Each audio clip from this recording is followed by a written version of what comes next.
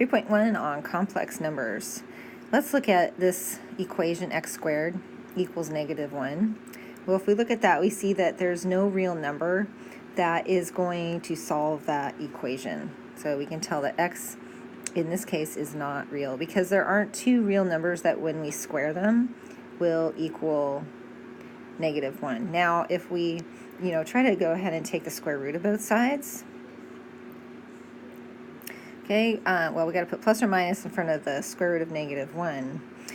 We end up with these solutions, x equals positive square root -1 and x equals negative square root -1. Okay, this -1, this is sort of the simplest imaginary number that we can have, and we have a special name for it. So I is equal to square root of -1, and we refer to that as the imaginary unit.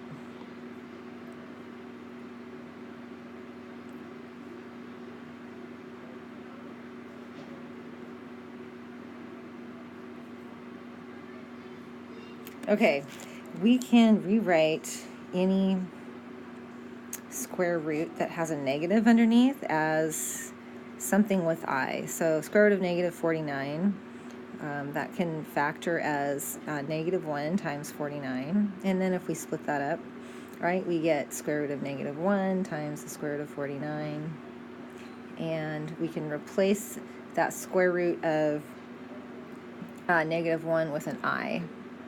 And then square root of 49 is 7. Now, typically, we reverse that order, and we say 7i. We put the number out in front. Okay, we can do that with any time we've got a negative underneath the square root. So let's say we have -20, square root of -20. Well, we can break that up into 5 times 4 times -1. So the 4 will come out as a 2, and then we still have square root 5, and then the square root -1 becomes an I. All right, let's look at what we get if we take I and we square it. Well, let's write down what that is. I is square root of -1.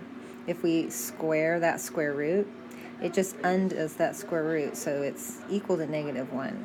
Okay, so I squared is equal to -1. Okay, so examples of imaginary numbers. So any number that has an I in it. So the two that we just looked at and we came up with from the negatives under the square root. Here's some others. Let's say 3i, -5i, 47i. All right, as long as it's got that I part, it's imaginary. So now we want to look at a complex number. So a complex number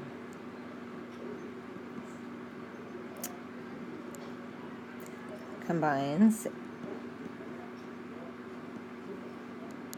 a real part and an imaginary part.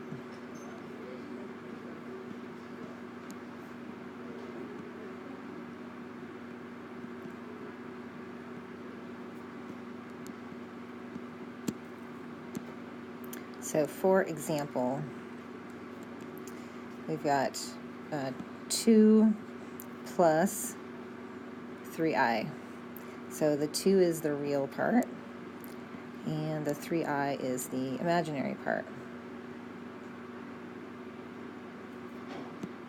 Okay, in general, we write a complex number as a plus bi, where a is real and the bi is the imaginary part.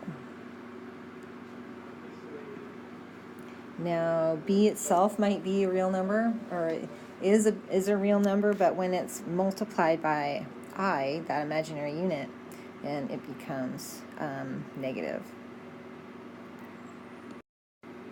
Okay, let's look at adding complex numbers. Okay, so if we add complex numbers such as 5 minus 3i plus another complex number, 7 plus 2i, All right, we're going to combine the real parts, the 5 and the 7, to get 12, and combine the imaginary parts, negative 3i plus 2i, to get minus I. All right, so you combine real with real and imaginary with imaginary. Okay, so subtracting works the same way. If we take, let's take negative 2 plus I minus, let's say negative 1 minus I. All right, so we are going to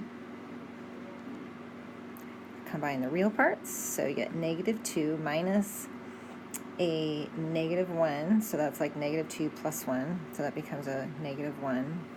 And then we combine the imaginary parts, I minus a negative I, so that's I plus I, so we get plus 2I.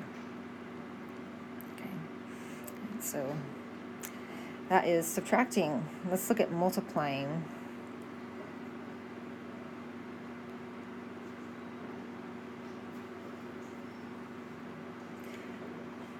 All right, let's take 7 plus I times 2 minus 3i. Okay, these are what we could call kind of binomial, right? Each of those things that we're multiplying has two terms in it. So we can use FOIL. All right, so we multiply first times first, so we get 14. And then outer times outer, so we get a negative 21i. And then we multiply inner times inner, so we get plus 2i. And then last times last, so we get a minus 3. I times I, we get I squared. Okay, so we want to simplify here. So we get 14. All right, we can combine those two imaginary parts, and we get a minus 19i. Now, we have minus 3. Now remember, I squared is negative 1. So that's really negative 3 times a negative 1. So we have 14 minus 19i, and that's a plus 3. So we can combine those real parts, and we get 17 minus 19i. Okay, another example. Let's take 2 plus 2i squared. Okay, so we got to remember that that means we are taking 2 plus 2i times itself. Okay, so foiling that out, first times first, we're going to get 4. And then the inside and the outside, both of those are going to be 4i. And then the last times the last, we get plus 4 times I squared. All right, well, this 4 times I squared, remember that that's equal to 4 times I squared is negative 1, so that's really a minus 4. Okay, so we have plus 4 and a minus 4, right? So those are going to cancel each other out. So we add the imaginary parts together and we get 8i. Okay, let's try this multiplication. 3 plus 2i times 3 minus 2i.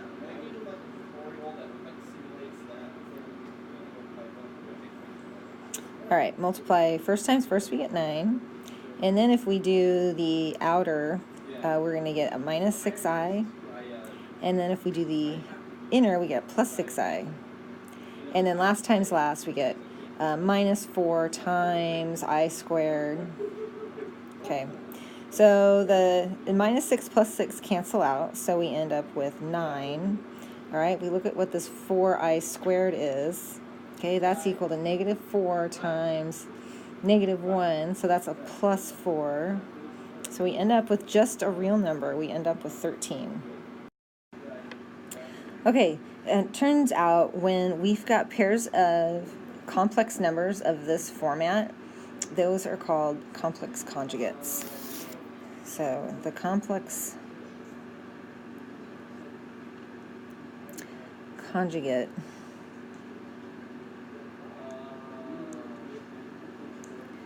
of a complex number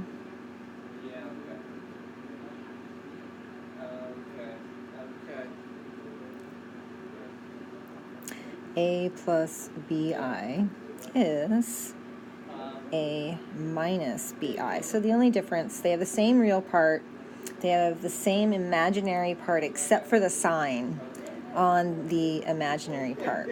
Okay, they also have the characteristic that their product, all right, or if we multiply them together, a plus bi times a minus bi, that's always going to equal a, the real part, plus, or I'm sorry, a squared, so a, the real part squared, plus that coefficient on the imaginary unit I squared. So from our example, right, we had a was equal to 3, b was equal to 2, and so if we take a squared plus b squared, what we get 9 plus 4, which is equal to 13, and that is what we got. Okay, we got 13 up here. Okay, so let's find the complex conjugate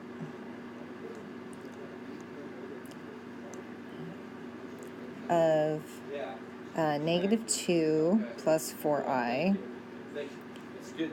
and determine the product.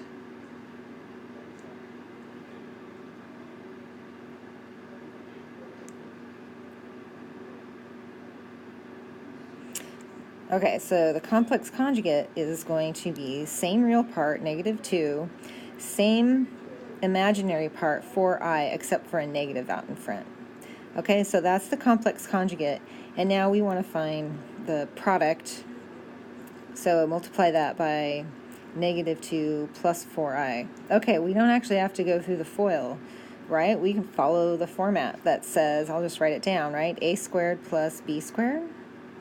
Okay, so in our case, a is a negative 2, so if we square that, we're going to get 4. And b is 4, so we square that, we get 16. That gives us 20. Okay, another example.